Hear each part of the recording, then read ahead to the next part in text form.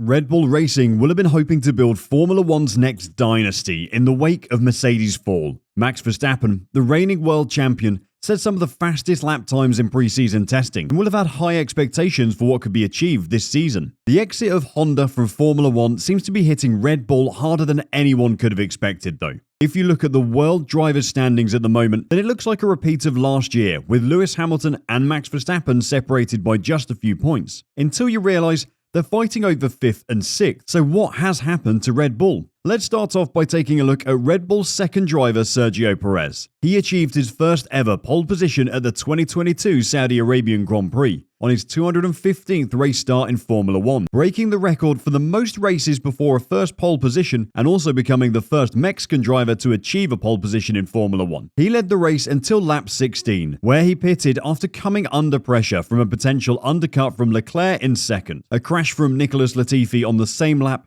meant that a safety car was brought out, allowing Leclerc, Verstappen and Sainz to make a pit stop and keep track position, demoting Perez to 4th place, where he would finish the race. An unfortunate start to the season, to say the least. At the 2022 Australian Grand Prix, Perez qualified 3rd. He lost a position at the start to Lewis Hamilton because of getting boxed in, but got the position back on lap 10. Due to Max Verstappen's retirement that we'll talk about later in the video, Perez moved up into 2nd and ended the race in the same place. It was the 16th podium of his career and his 6th with Red Bull Racing. You might think that doesn't sound too bad, even when you take into account the retirement in the first race of the season. But Perez isn't quite so happy. He is especially worried about the reliability issues Red Bull have faced in the first 3 races. It's certainly a concern, admitted Perez. We've lost a lot of points already in these first 3 races that in the end can make a huge difference in the championship. So we're obviously aware of it. All the team back home in Milton Keynes and here are working flat out to try to come up with solutions. We don't know exactly the issue on Max's today.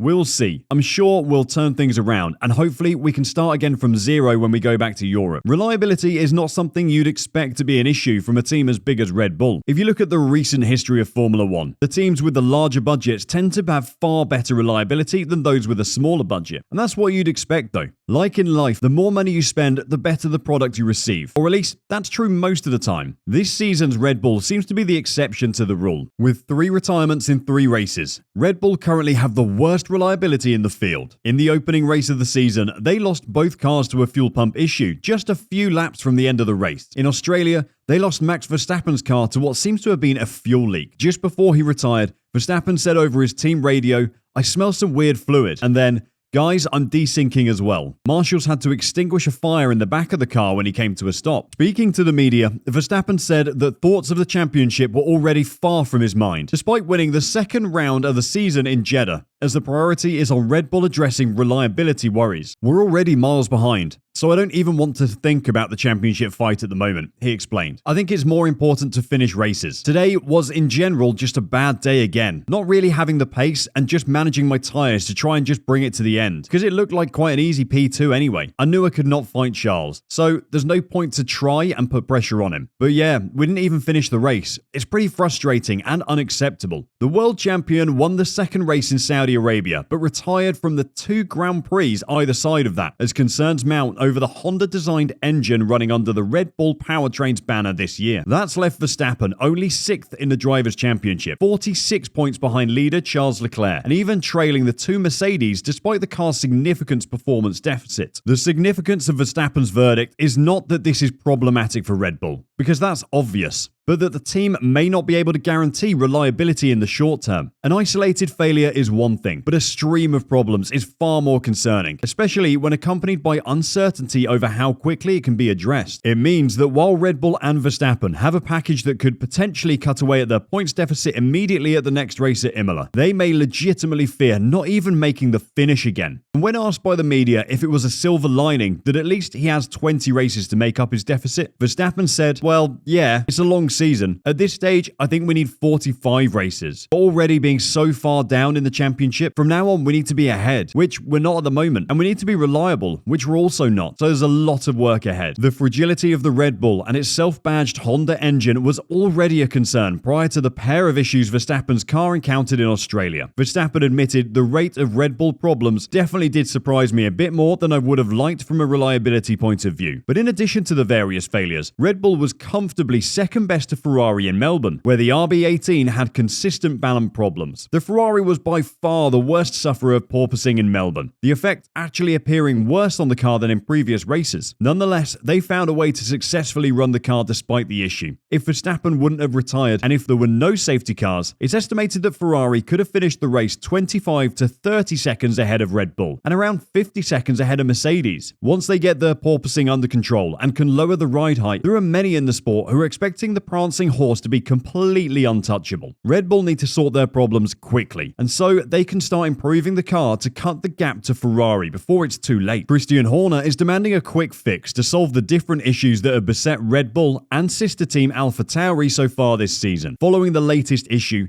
with Verstappen already 46 points behind Ferrari's Charles Leclerc, in the wake of the Monegasque victory in Melbourne, Horner said, "We've obviously seen across the two teams a few issues. They've all been independent, none of them being related, so we need to understand those and address them quickly. It's obviously very frustrating to have a DNF on Max's car. It looks like a fuel system issue external to the tank that caused it. It's gone into quarantine. The parts will return to Japan. We'll try to understand the problems as quickly as we can. We could see in the feed from the data that something was wrong, and Max could smell it. It's a totally separate to the issue suffered in Bahrain." Red Bull posted just 4 retirements across the entire 22-race season last year on its way to winning the title, but has already suffered 3 in as many Grand Prix this season. With them all seemingly being power unit related, the team should be very worried that their choice to start taking care of their own engine may have been a mistake. In the Constructors' Championship, it finds itself 49 points adrift of Ferrari. A concerned Horner said, "Even on a day when we weren't as quick as Ferrari, a guaranteed second place in 2 races for Max, we've given up 36 points. And for the team, we've given up 50 points. When you look at that, both the Constructors and the Drivers' Championships would have been a lot different. There's still a huge percentage of the championship still to run, but we need to get on top of these issues quickly." The ever-colourful Helmut Marko obviously had something to add to the narrative around Red Bull's issues. His brutal opinions and no-filter comments are an endless source of entertainment. He wasn't holding any punches when it came to his own team either. Marko said that it's not just the engine where the team is struggling at the moment, with the cost cap also restricting the areas of development on the car, giving him and the team a balancing act about where to go next. As a result, he feels it could take time before things improve again from a Red Bull point of view. "We don't just have these reliability problems, which are actually largely unknown to us. We don't know that at all," he said. "The other thing is the weight problem. We're well ahead of Ferrari here. That's a difficult balancing act, even with the cost cap. Difficult times are ahead of us." You know things are bad when Helmut Marko starts slating his own team. But just how bad can it get for Red Bull? With just 2 weeks until the Italian Grand Prix at Imola, the team need to take the time to dissect their engine, find any other potential problems, because at this stage, any more retirements could mean the end of their title aspirations. What do you think of the current Red Bull problems? How many more races can Red Bull afford to retire from before their season is over? Let us know in the comments section down below. And on your way out of our pit box, don't forget to give us a thumbs up and hit that notification bell to be sure you don't miss out on any of our content. Till we see you next time, drive safe and bye-bye.